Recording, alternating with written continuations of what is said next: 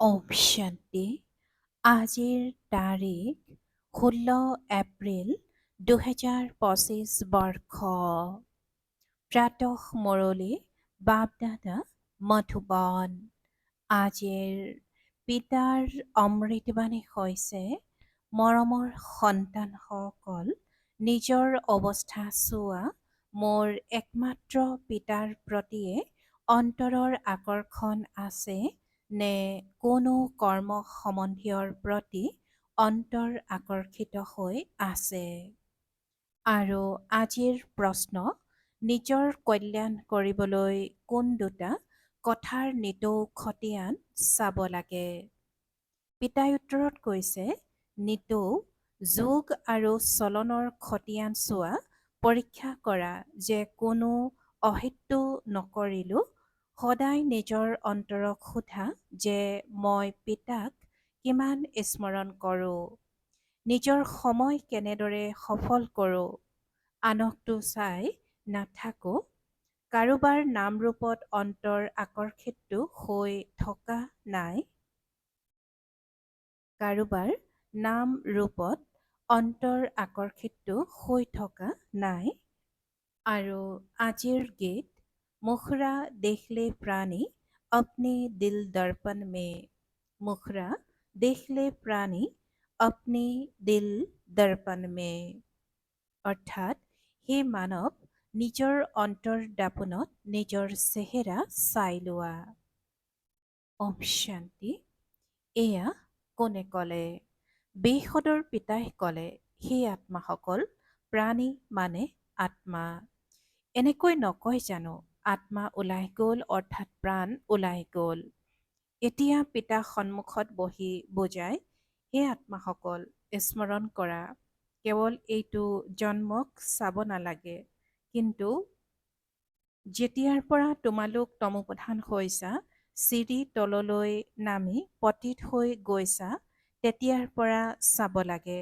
গতিকে নিশ্চয় পাপ কৰিছা, এয়া বুজিবলগীয়া কথা। কিমান জন্ম জন্মান্তৰৰ পাপ শিৰত আছে, এয়া কেনেকৈ জানিবা? নিজক চাব লাগে, মই কিমান যোগযুক্ত হৈ থাকোঁ। পিতাৰ লগত যিমান ভালকৈ যোগযুক্ত হৈ থাকিবা, সিমানেই বিকৰ্ম বিনাশ হ'ব। বাবাই কৈছে, মোক স্মৰণ কৰা, তেন্তে নিশ্চয়তা প্ৰদান কৰিছোঁ, তোমালোকৰ বিকৰ্ম বিনাশ হ'ব। নিজৰ অন্তৰক চোৱা যে মই কিমান পিতাৰ সৈতে যোগযুক্ত হৈ থাকোঁ। আমি যিমানেই যোগযুক্ত হ'ম, পবিত্ৰ হ'ম, পাপ খণ্ডন হৈ গৈ থাকিব, যোগ বাঢ়ি গৈ থাকিব। পবিত্ৰ নহ'লে যোগযুক্তও হ'ব নোৱাৰিবা।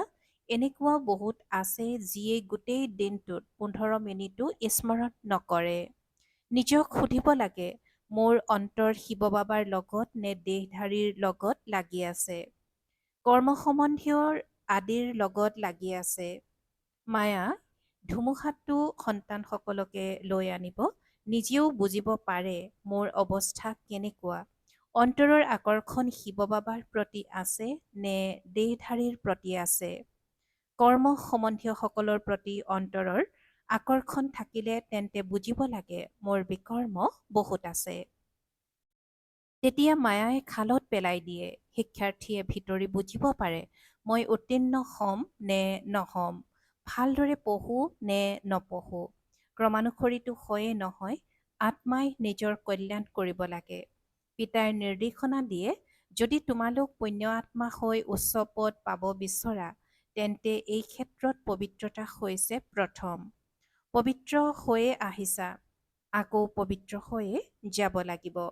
পতিতসকলে কেতিয়াও উচ্চ পদ পাব নোৱাৰে। সদায় নিজৰ অন্তৰক সুধিব লাগে, মই পিতাক কিমান স্মৰণ কৰোঁ, মই কি কৰি আছোঁ। এইটোতো নিশ্চিত যে পিছত বহি থকা শিক্ষাৰ্থীসকলৰ বিবেক দংশন হয়। পুৰুষাৰ্থ কৰে উচ্চ পদ পাবৰ কাৰণে, কিন্তু চলনো ভাল হ'ব লাগে নহয়। পিতাক স্মৰণ কৰি নিজৰ শিৰৰ পৰা পাপৰ বোজা আঁতৰাব লাগে। পাপৰ বোজা পিতাৰ স্মৃতি অবিহনে আঁতৰিবই নোৱাৰে। তেন্তে কিমান পিতাৰ সৈতে যোগযুক্ত হৈ থাকিব লাগে। উচ্চতকৈও উচ্চ পিতা আহি কয়, মোক অৰ্থাৎ পিতাক স্মৰণ কৰিলে বিকৰ্ম বিনাশ হ'ব। সময় সমীপত আহি থাকে, শৰীৰৰ ভৰসা নাই, হঠাতে কেনেকুৱা কেনেকুৱা দুৰ্ঘটনা হৈ যায়। অকাল মৃত্যুৰটো পূৰ্ণ কাল চলি আছে। গতিকে প্ৰত্যেকে নিজক পৰীক্ষা কৰি নিজৰ কল্যাণ কৰিব লাগে। গোটেই দিনটোৰ যোগ আৰু চলনৰ খতিয়ান চাব লাগে।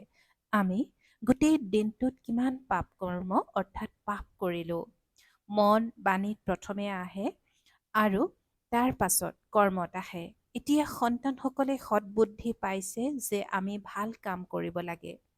কাৰোবাক প্ৰবঞ্চনাটো কৰা নাই, অলাগতিয়াল মিছা কথাটো কোৱা নাই, অহিত্য কৰা নাই। কোনোবা কাৰোবাৰ নাম ৰূপত আবদ্ধ হ'লে তেতিয়া যজ্ঞ পিতাৰ নিন্দা কৰায়। পিতাই কয়, কাকো দুখ নিদিবা, একমাত্ৰ পিতাৰ স্মৃতিত থাকিবা। তোমালোকৰ এইটো চিন্তা থাকিব লাগে যে যদি আমি স্মৃতিত থাকিব নোৱাৰোঁ তেন্তে কি গতি হ'ব। এই সময়ত গাফিলতি কৰি থাকিলে অন্তিম সময়ত বহুত অনুতাপ কৰিব লাগিব। এইটোও বুজি পায়, যিসকল সাধাৰণ পদ পাবলগীয়া তেওঁলোকে সাধাৰণ পদেই পাব। বুদ্ধিৰে বুজিব পাৰে যে আমি কি কৰিব লাগে। সকলোকে এইটোৱেই মন্ত্ৰ দিব লাগে যে পিতাক স্মৰণ কৰা। লক্ষ্যটো সন্তানসকলে পাইছে। এই কথাবোৰ জগতৰ লোকে বুজিব নোৱাৰে। প্ৰথম মুখ্য কথা হৈছে পিতাক স্মৰণ কৰা। ৰচয়িতা আৰু ৰচনাৰ জ্ঞানটো পাই গলা। নিতৌ কিবা নহয় কিবা নতুন নতুন বিষয়ো বুজাবলৈ দিয়া হয়। যেনেকৈ বিৰাট ৰূপৰ চিত্ৰ আছে, তাৰ ওপৰতো তোমালোকে বুজাব পাৰা। কেনেকৈ বৰ্ণত আহে, এইখনো অৰ্থাৎ এইখনো চিৰিৰ চিত্ৰৰ কাষত ৰখিবলগীয়া। পিতাই কৈছে যে কেনেকৈ বৰ্ণত আহে, এইখন চিৰিৰ চিত্ৰৰ কাষত ৰাখিবলগীয়া। গোটেই দিন বুদ্ধিত এইটোৱে চিন্তন চলিব লাগে যে কেনেকৈ কাৰোবাক বুজাওঁ। সেৱা কৰিলেও পিতাৰ স্মৃতি থাকিব। পিতাৰ স্মৃতিৰে বিকৰ্ম বিনাশ হ'ব। নিজৰো কল্যাণ কৰিব লাগে। পিতাই বুজাইছে, তোমালোকৰ 63 জন্মৰ পাপ আছে। পাপ কৰি কৰি সতোপ্ৰধান আৰু তমোপ্ৰধান হৈ গৈছা। এতিয়া মোৰ হৈ আকৌ কোনো পাপ কৰ্ম নকৰিবা। মিছা কোৱা, ছয়তানি কৰা, আনৰ ঘৰ ভঙা বা শুনা কথাত বিশ্বাস কৰা। এই ইফালৰ কথা সিফালে লগাই ফুৰাটো বহুত লোকচানকাৰক হয়। পিতাৰ পৰা যোগেই ছিঙি দিয়ে তেন্তে কিমান পাপ হৈ গ'ল। চৰকাৰৰো প্ৰবঞ্চক থাকে। চৰকাৰৰ কথা কোনোবা শত্ৰুক শুনাই বহুত লোকচান কৰি দিয়ে। তেতিয়া তেওঁলোকে বহুত কাঢ়া শাস্তি পায়। গতিকে সন্তানসকলৰ মুখেৰে সদায় জ্ঞানৰত্ন উচ্চাৰিত হ'ব লাগে। অদৰকাৰী খবৰো এজনে আনজনক সুধিব নালাগে। জ্ঞানৰ কথাই পাতিব লাগে। তুমি কেনেকৈ পিতাৰ সৈতে যোগযুক্ত হোৱা, কেনেকৈ কাৰোবাক বুজোৱা, গোটেই দিন এয়াই খেয়াল চলিব লাগে। চিত্ৰৰ আগত গৈ বহি যাব লাগে। তোমালোকৰ বুদ্ধিততো জ্ঞান আছে নহয়। ভক্তি মাৰ্গততো অনেক প্ৰকাৰৰ চিত্ৰ পূজা কৰি থাকে, একোৱেই নাজানে। অন্ধবিশ্বাস, মূৰ্তি পূজা এই কথাবোৰত ভাৰত প্ৰসিদ্ধ। এতিয়া তোমালোকে এই কথাবোৰ বুজাবলৈ কিমান যত্ন কৰা। প্ৰদৰ্শনীত কিমান মনুষ্য আহে, ভিন্ন ভিন্ন প্ৰকাৰৰ থাকে। কোনোবাইতো বুজে, এয়া চাবলগীয়া আৰু বুজিবলগীয়া কথা। চাব, কিন্তু সেৱা কেন্দ্ৰলৈ কেতিয়াও নাযায়। দিনে প্ৰতিদিনে সৃষ্টিৰ অৱস্থাও বেয়া হৈ গৈ থাকে। কাজিয়া বহুত, বিদেশত কি কি হৈ আছে কথাই নুসুধিবা। কিমান মনুষ্য মৰে। তমোপ্ৰধান সৃষ্টি যদিও কয় বোমা আদি তৈয়াৰ কৰা উচিত নহয়, কিন্তু তেওঁলোকে কয় আপোনালোকৰ ওচৰত বহুত ৰাখিছে, তেন্তে আমি আকৌ কিয় তৈয়াৰ নকৰিম, নহ'লে গোলাম হৈ থাকিব নালাগিব। পিতাই কৈছে কিমান মনুষ্য মৰে। তমোপ্ৰধান সৃষ্টি যদিও কয় বোমা আদি তৈয়াৰ কৰা উচিত নহয়, কিন্তু তেওঁলোকে কয় আপোনালোকৰ ওচৰত বহুত ৰাখিছে, তেন্তে আমি আকৌ কিয় তৈয়াৰ নকৰিম, নহ'লে গোলাম হৈ থাকিব লাগিব। সকলো চিন্তাধাৰা বিনাশৰ বাবেই। পিতাই কৈছে সকলো চিন্তাধাৰা বিনাশৰ বাবেই। বিনাশটো হ'বই। এনেকৈ কয় শংকৰ প্ৰেৰক, কিন্তু ইয়াত প্ৰেৰণা আদিৰতো কথা নাই। আমিতো ড্ৰামা অনুসৰি চলি আছো। মায়া বৰ শক্তিশালী। মোৰ সন্তানসকলকো বিকাৰত বগৰাই দিয়ে। কিমান বুজোৱা হয় যে দেশৰ প্ৰতি মৰম নাৰাখিবা, নাম ৰূপত আবদ্ধ নহবা, কিন্তু মায়াও এনেকুৱা তমোপ্ৰধান যে দেহত আবদ্ধ কৰি দিয়ে। একেবাৰে নাকত ধৰি লয়, গমেই পোৱা নাযায়। পিতাই কিমান বুজায়, শ্ৰীমতত চলা, কিন্তু নচলে।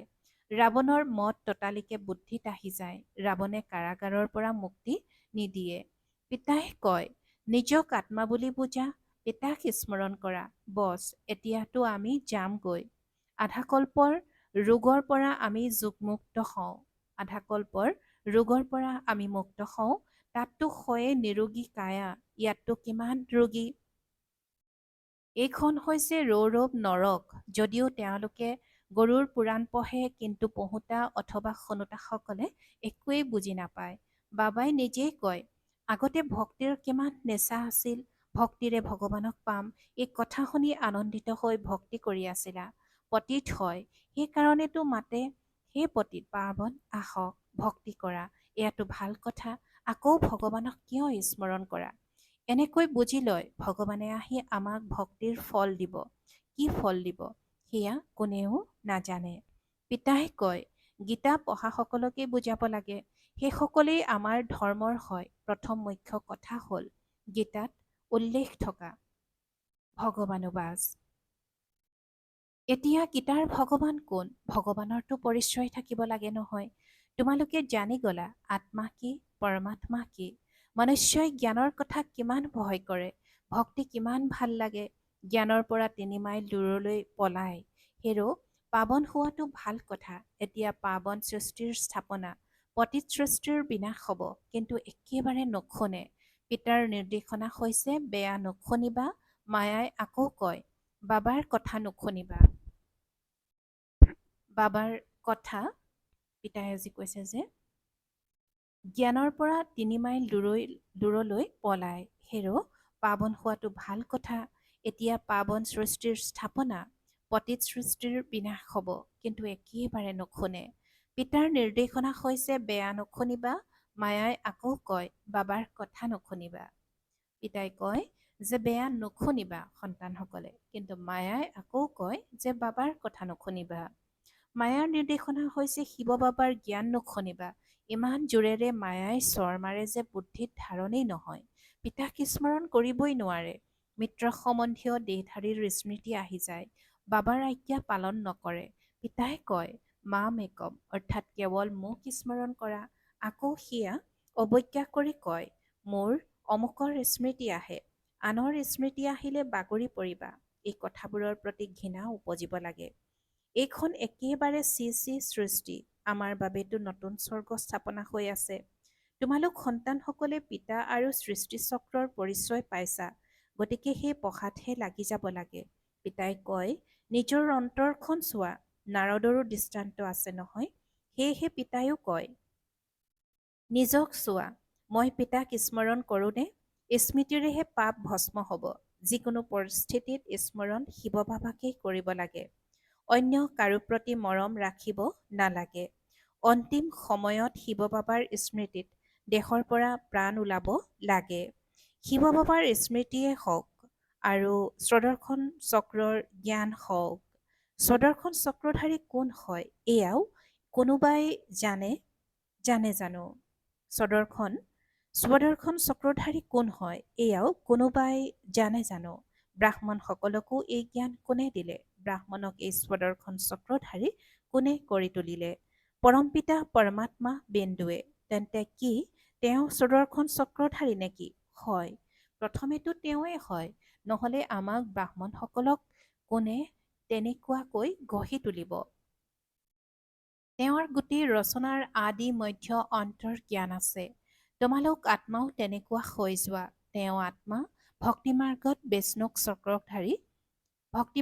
বিষ্ণুক চক্ৰধাৰী কৰি দিছে। আমি কওঁ পৰমাত্মা ত্ৰিকালদৰ্শী, ত্ৰিমূৰ্তি, ত্ৰিনেত্ৰী।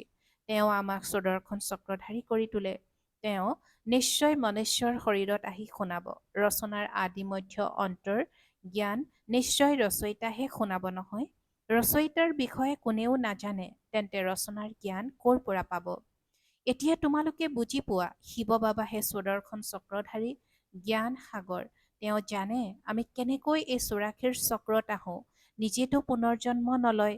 তেওঁৰ জ্ঞান আছে, যি আমাক শুনায়। তেওঁৰ জ্ঞান আছে যি আমাক শুনায়। গতিকে প্ৰথমেতো শিৱ বাবাই সুদৰ্শন চক্ৰধাৰী নহ'ল জানো? শিৱ বাবাইহে আমাক সুদৰ্শন চক্ৰধাৰী কৰি তোলে, পাৱন কৰি তোলে, কিয়নো তেওঁ পতিত পাৱন হয় আৰু ৰচয়িতাও তেওঁৱেই। পিতাই সন্তানৰ জীৱনক নাজানে জানো? শিৱ বাবাই ব্ৰহ্মাৰ দ্বাৰা স্থাপনা কৰায়, কৰণ কৰাবনহাৰ হয় নহয়? তোমালোকেও শিকা আৰু শিকোৱা। পিতাই পঢ়ায়, আকৌ কয় আনকো পঢ়াওৱা। পিতাই কয় যে পিতাই পঢ়ায়, আকৌ কয় যে আনকো পঢ়োৱা। গতিকে শিৱ বাবাইহে তোমালোকক সুদৰ্শন চক্ৰধাৰী কৰি তোলে।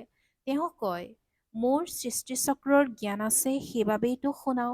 গতিকে 84 জন্ম কেনেকৈ লোৱা? এই 84 জন্মৰ কাহিনী বুদ্ধিত থাকিব লাগে। এই বুদ্ধিত থাকিলেও চক্ৰৱৰ্তী ৰজা হ'ব পাৰা। এয়া হৈছে জ্ঞান, বাকী যোগৰ দ্বাৰাহে পাপ খণ্ডন হয়। গোটেই দিনৰ খতিয়ান উলিওৱা, স্মৰণেই যদি নকৰা তেন্তে কি খতিয়ান উলিয়াবা? গোটেই দিনটোত কি কৰিলা? এয়াতো স্মৃতিত থাকে নহয়।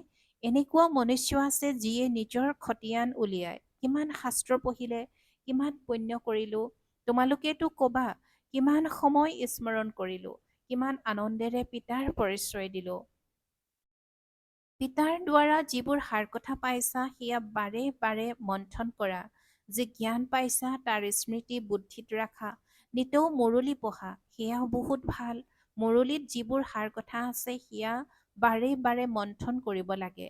ইয়াত থকাসকলতকৈও বাহিৰত বিলাতত থকাসকল অধিক স্মৃতিত থাকে। কিমান বন্ধনত থাকোতা আছে, বাবাক কেতিয়াও দেখাই নাই, স্মৰণ কিমান কৰে, নিচা বাঢ়ি থাকে, ঘৰত বহিয়েই সাক্ষাৎকাৰ হয়, বা শুনোতে শুনোতে অনায়সে নিশ্চয়তা জন্মি যায়। সেয়েহে পিতাই কয় ভিতৰি নিজক পৰীক্ষা কৰা যে মই কিমান উচ্চ পদ পাম, মোৰ চলন কেনেকুৱা। কোনো খোৱা বা পান কৰাৰ লালসাটো নাই, কোনো অভ্যাস থাকিব নালাগে। মূল কথাটো হ'ল অবিবেচাৰী স্মৃতিত থকা। অন্তৰক সোধা মই কাক স্মৰণ কৰোঁ, কিমান সময় আনক স্মৰণ কৰোঁ। জ্ঞানো ধাৰণ কৰিব লাগে, পাপো খণ্ডন কৰিব লাগে। কোনোৱে এনেকুৱা পাপ কৰিছে যে কথাই নুসুধিবা। ভগৱানে কয় এইটো কৰা, কিন্তু কৈ দিয়ে পৰৰ বশীভূত হৈ যাওঁ, অৰ্থাৎ মায়াৰ বশীভূত হৈ আছে। বাৰু, মায়াৰ বশীভূত হৈয়ে থাকা। তোমালোক হয়তো শ্ৰীমতত চলিব লাগে অথবা নিজৰ মতত চাব লাগে। এনেকুৱা অৱস্থাত মই কিমানলৈকে উত্তীৰ্ণ হ'ম, কি পদ পাম? 21 জন্মৰ বাবে লোকচান হৈ যায়। যেতিয়া কৰ্মাতীত অৱস্থা হৈ যাব তেতিয়া আকৌ দেহ অভিমানৰ নামেই নাথাকিব। সেইবাবে কোৱা হয় দেহী অভিমানী হোৱা ভাল পাৰো। অতি মৰমৰ কল্পৰ পাছত পুনৰাই মিলিত হোৱা সন্তানসকলৰ প্ৰতি মাতা পিতা বাপ দাদাৰ স্নেহপূৰ্ণ স্মৰণ আৰু সুপ্ৰভাত। আত্মিক পিতাৰ আত্মিক সন্তানসকলৰ প্ৰতি নমস্কাৰ আৰু আত্মিক সন্তানসকলৰ আত্মিক মাত পিতা আৰু বাপ দাদাৰ প্ৰতি স্নেহপূৰ্ণ স্মৰণ আৰু সুপ্ৰভাত আৰু নমস্কাৰ নমস্কাৰ নমস্কাৰ।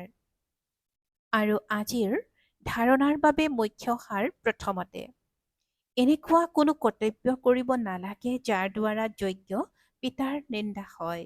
পিতাৰ দ্বাৰা যি সৎবুদ্ধি পাইছা সেই বুদ্ধিৰে ভাল কৰ্ম কৰিব লাগে, কাকো দোষ দিব নালাগে। দ্বিতীয়তে, ইজনে সিজনক অদৰকাৰী খবৰ সুধিব নালাগে, পৰস্পৰ জ্ঞানৰহে কথা পাতিব লাগে।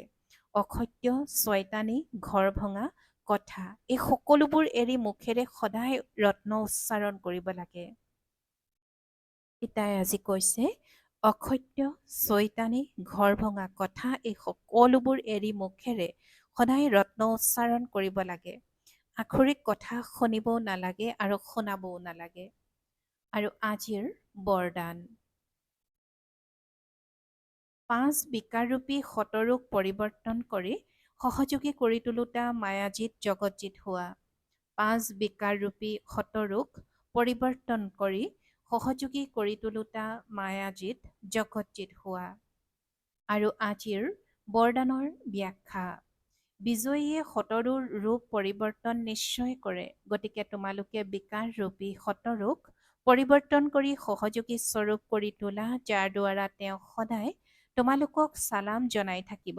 কাম বিকাৰক শুভ কামনাৰ ৰূপলৈ, ক্ৰোধক আত্মিক নিচাৰ ৰূপলৈ, লোভক অনাসক্ত বৃত্তিৰ ৰূপলৈ, মোহক স্নেহৰ ৰূপলৈ আৰু দেহ অভিমানক স্বাভিমানৰ ৰূপলৈ পৰিৱৰ্তন কৰি দিয়া।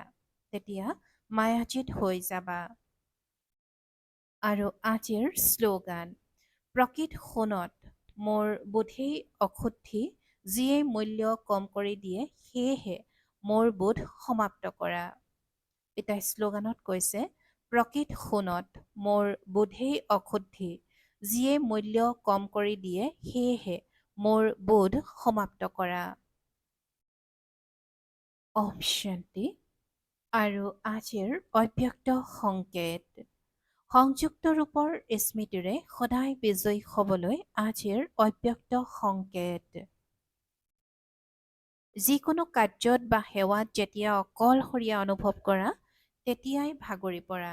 যিকোনো কাৰ্যত বা সেৱাত যেতিয়াই অকলশৰীয়া অনুভৱ কৰা, তেতিয়াই ভাগৰি পৰা। তেতিয়া দুই ভুজাধাৰীক সংগী কৰি লোৱা, হাজাৰ ভুজাধাৰীক পাহৰি যোৱা। যিহেতু হাজাৰ ভুজাধাৰী নিজৰ পৰম ধাম ঘৰ এৰি তোমালোকক সংগ দিবলৈ আহিছে, তেন্তে তেওঁক নিজৰ লগত সংযুক্ত কৰি কিয় নাৰাখা?